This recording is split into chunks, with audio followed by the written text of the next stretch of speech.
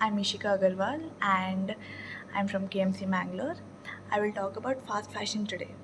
So, what exactly is fast fashion? Fast fashion is basically a business model which is highly profitable and exploitative, which replicates catwalk and social media trends and produce them in bulk at a very low cost. Generally, the legacy brands they releases huge amount of clothes in few seasonal releases. Months goes in designing, buying the raw materials, manufacturing, and distribution. So it takes nearly 2 years for a new clothing trend to come to the market. But in fast fashion, like the name suggests, it reduces this time interval to few months by quickly knocking off the design, keeping the raw material ready beforehand, manufacturing only when it gets a huge audience response, and streamline distribution. They sell new stuff every single week. So instead of few seasonal releases, they releases new stuff every week to see what is selling. Fast fashion is basically a way to feel expensive without really paying the price. It is cheap, stylish, and disposable, but social media has really helped it to reach new heights. Because for every new picture, the outfit has got to be different, right? Now, because of these new looks, we only keep and use the clothes half as long. Now, due to this fast fashion and how they are dominating over the old brands have claimed to feel the need to increase their supply chain. All of this supply is coming at a cost because of continuous supply chain, changing trends, and increasing demand and overconsumption. Textile industry generates one fifth of world's industrial water pollution. The problem starts where the production starts.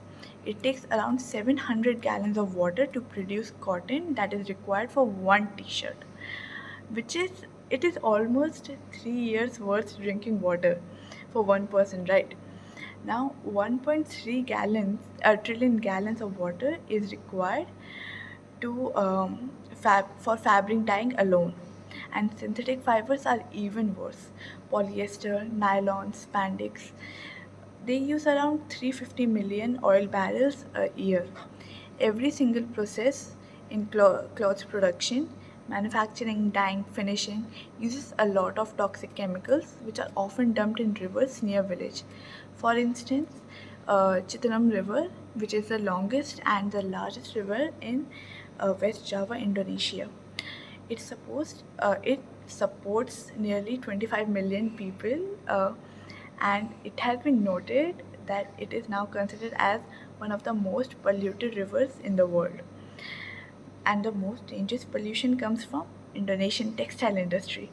Environmentalists have observed that around 2,000 tons of waste and around 350,000 tons of wastewater from those textile factories are disposed into the river on daily basis.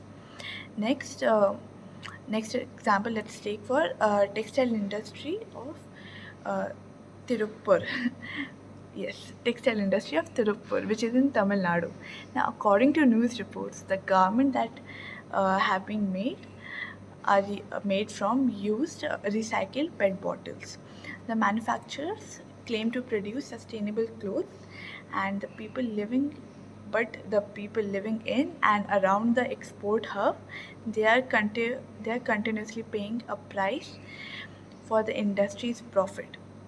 Specifically, the city's dyeing and bleaching units that add color and flair have turned the once beautiful Noyal River into a toxic sewer and destroyed vast areas of agricultural land the water body once sustained. This has disrupted the livelihood of thousands of farmers. Now, till now, I have only talked about how the production of clothes is producing an environmental impact, but getting rid of them is even worse. Because of the cheap quality and changing trends, most of the clothes are disposable and are basically trash. While some clothes are donated and recycled, the majority of textile waste heads to the landfills where they release greenhouse gases and leach toxins and dies in the surrounding soil and water. It takes more than 200 years for the materials to decompose in a landfill. Now, these fast fashion companies, they try to show how woke they are by starting their Green Line series. For example, H&M Conscious, in which they basically use the terms that have no set definitions like sustainability, eco-friendly. For example, in one specific pair of Zara jeans, Zara has claimed that they have reduced the water consumption in the dyeing process, but the dyeing process only uses 1% of water that is used to make the pants. Now, I'm not saying that do not buy new clothes. You can buy new clothes, just wear them longer. By wearing your clothes 9 months longer, you're reducing its carbon emission, its carbon footprint by 30%.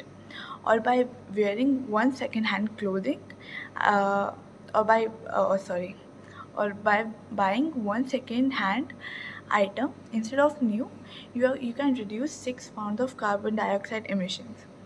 So I just want to request you to please consider when you buy a new piece of cloth if you really want it or not.